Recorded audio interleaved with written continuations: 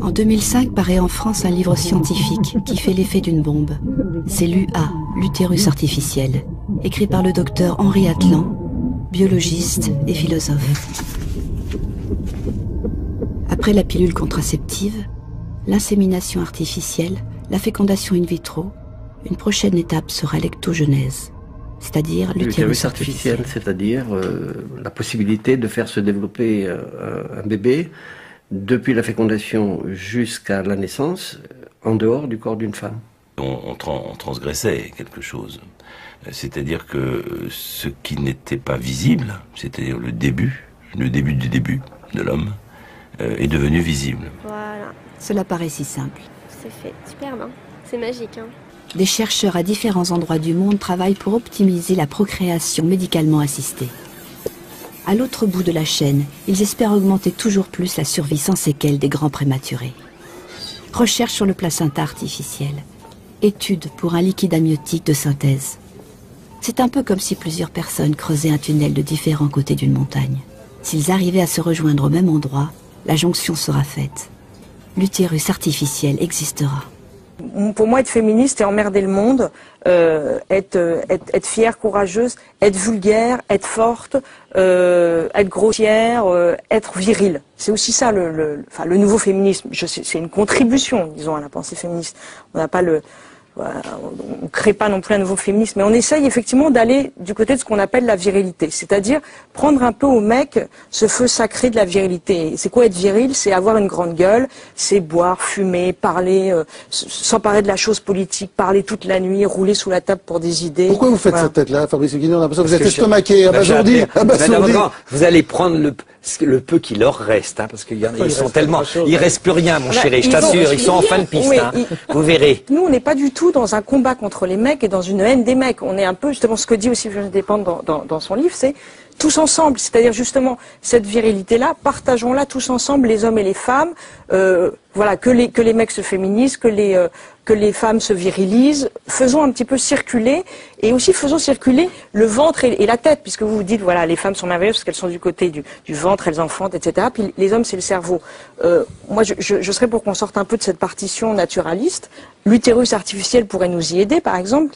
Les femmes pourraient n'être plus que des cerveaux, les hommes pourraient louer des utérus pour faire des enfants. Voilà, je ne comprends pas la nécessité de cette uniformisation. Moi, je pense qu'il y a égalité, mais je ne comprends pas pourquoi vous voulez l'uniformité. Je crois que c'est Sacha Guitry qui disait qu'il donnerait volontiers la supériorité aux femmes si elles arrêtaient de parler d'égalité. Avant les guerres, les hommes et les femmes combinaient eux-mêmes leur patrimoine génétique et s'exposaient à de multiples dangers. Les enfants leur appartenaient comme des objets. Ils ne prenaient pas la liberté comme il est d'usage aujourd'hui. C'est ce qui s'appelait une famille. Nous avons beaucoup progressé depuis lors.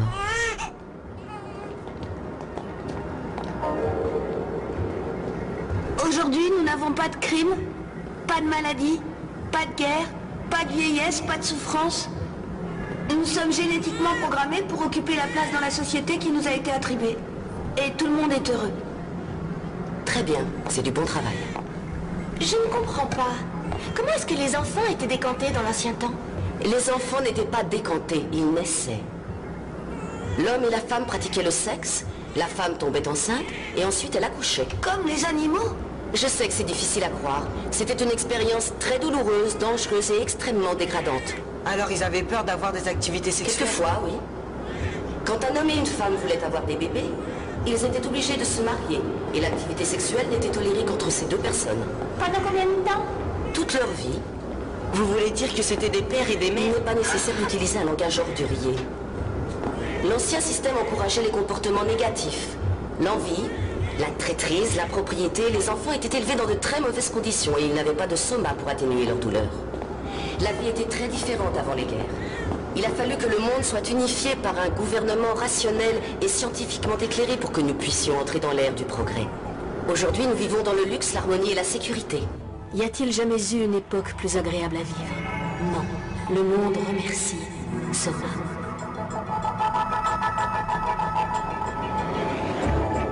Chacun a sa place et un objectif précis.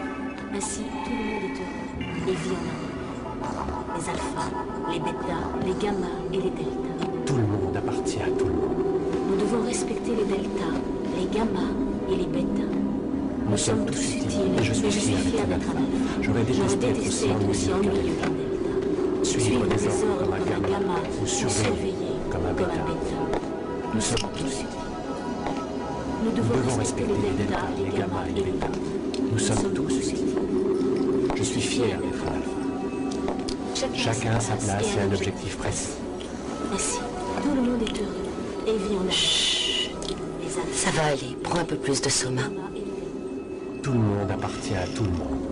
Nous devons respecter les deltas, les gammas, les bêtas. Nous sommes tous utiles, mais je suis fier d'être un alpha. J'aurais détesté être aussi ennuyeux qu'un delta. Suivre les ordres comme un gamma, ou surveiller comme un bêta. Nous sommes tous utiles. Comme Huxley le prévoyait dans Un monde parfait. Et cet auteur-là, c'est pas n'importe qui non plus, c'est-à-dire que c'est quelqu'un qui était d'une famille de ces gens-là. C'est ça, toujours ça qu'il faut voir, c'est que c'est des gens comme Orwell, qui sont très bien informés sur certaines évolutions de l'humanité, etc. Enfin, ça nous lancerait tellement loin, ce serait assez passionnant de réfléchir à ça, mais là, il faudra alors être encore plus préparé pour vos auditeurs. Alors, pour toi, de toute façon, c'est quelque chose qu'il faut absolument refuser, j'imagine. Il faut se battre contre ça. Je crois que de toute façon, c'est pas tellement de se battre contre ça. Je crois qu'il faut prendre conscience de cette possibilité, voir que cette technologie potentiellement elle existe, que tout est en place pour que ça arrive, qu'on n'est pas à l'abri d'un jour d'une dictature qui montrerait son vrai visage, parce que peut-être il y a des gens qui vont dire que déjà on est dans un système de dictature aujourd'hui. Et tu sais, c'est le fameux truc, la démocratie, c'est cause toujours. Ça m'intéresse. Voilà.